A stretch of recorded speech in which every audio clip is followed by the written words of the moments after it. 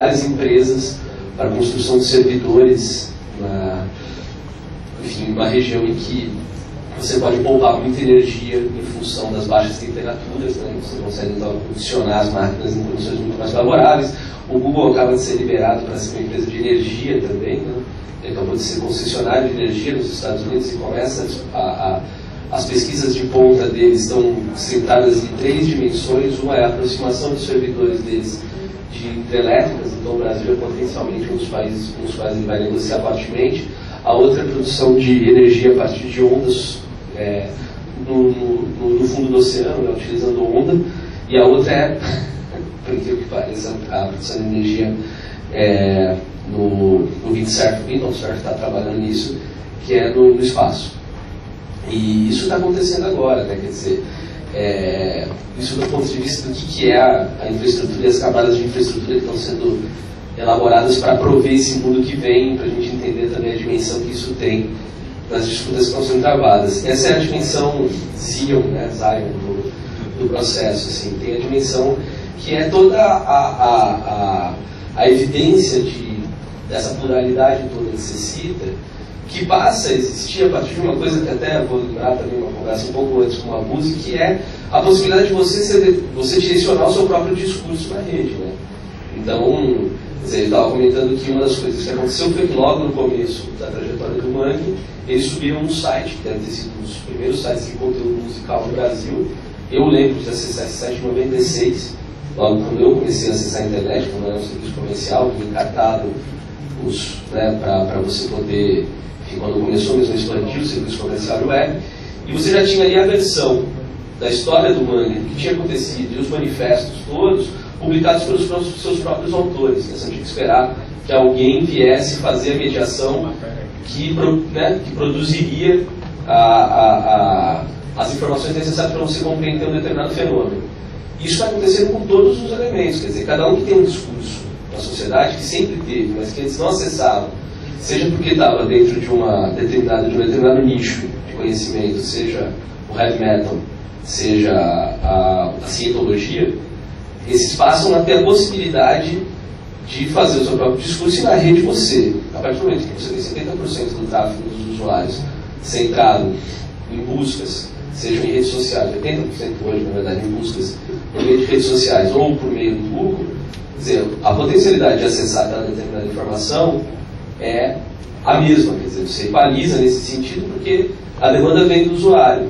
É diferente quando você tem uma programação de 24 horas proposta, para muitos falando, e aí você tem ali um corte que define o que vai ou não chegar à sociedade. Nesse caso, então você tem várias pessoas produzindo seus discursos, esses discursos já eram produzidos, a questão é que eles todos vão para uma central de produção de informação, e aí você vai ter uma série de ferramentas facilitando esse processo de publicação, né? Aí explodindo a partir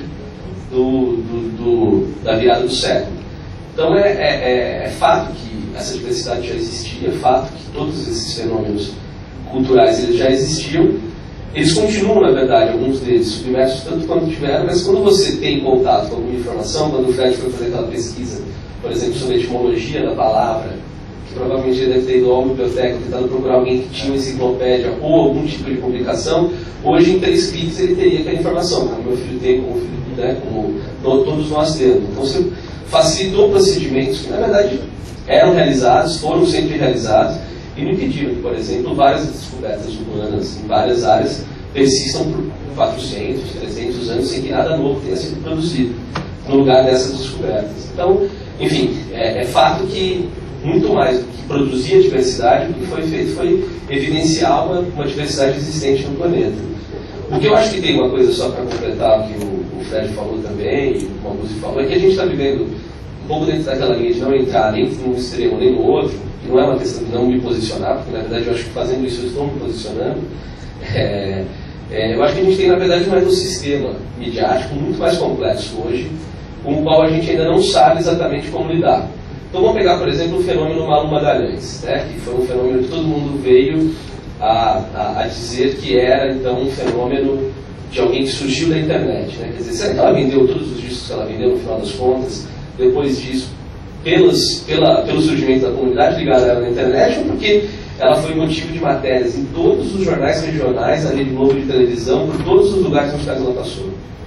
Quer dizer, aí você tem um processo que é a descoberta dela, pode ter acontecido na rede, pode ter sido, por exemplo, um modelo em que ela, enfim, foi alçada à posição de uma produtora interessante. Ou talvez depois, quando ela passou a frequentar todas as revistas de fofocas, porque ela começou a namorar o Marcelo Camelo. Não, e ela começou com o Jabá do MySpace, né? Exatamente, também. Então, assim, você tem uma série de complexidades que, na verdade, a gente, quando vai analisar, isso quer dizer, eu quero mostrar isso só para dizer que é um ecossistema midiático muito complexo, que a gente ainda não, quer dizer, a gente observa, afundado dentro disso, trabalhando com isso, e é muito difícil de perceber quais são os fluxos, né? Todos eles, assim, todas as possibilidades que vão produzir o que é a noção de sucesso. Eu tenho uma absoluta concordância em relação a isso. Acho que uma das coisas que a internet propiciou e essa cultura digital que emerge a partir desses últimos anos é alguns hacks de fundamentos, né? Nós estamos hackeando realmente alguns fundamentos que antes eram padrões muito bem definidos que diziam isso é bom ou isso é ruim, isso vende, isso não vende, isso funciona, isso não funciona, e na realidade o que a gente observa é que nada desses parâmetros que estavam dados antes e que eram de certa maneira seguros, porque no momento em que você tem essas referências é muito mais fácil de você lidar, né? Quando você tem parâmetros é muito mais fácil de você agir, e a gente não tem.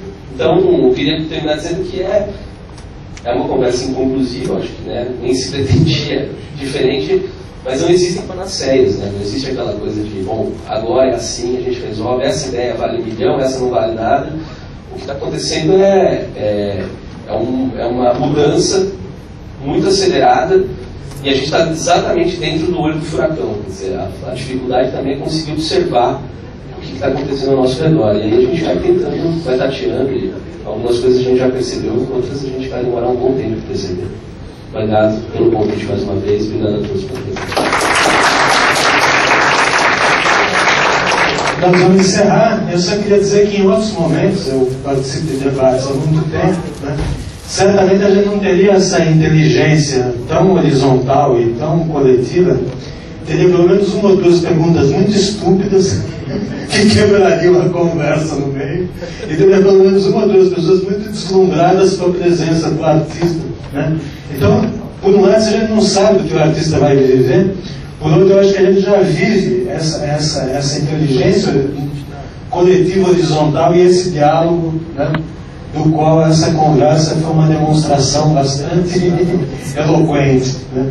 Obrigado a todos. Queria convidar todo mundo para os outros debates, nos quais a gente vai não concluir várias coisas. Boa noite.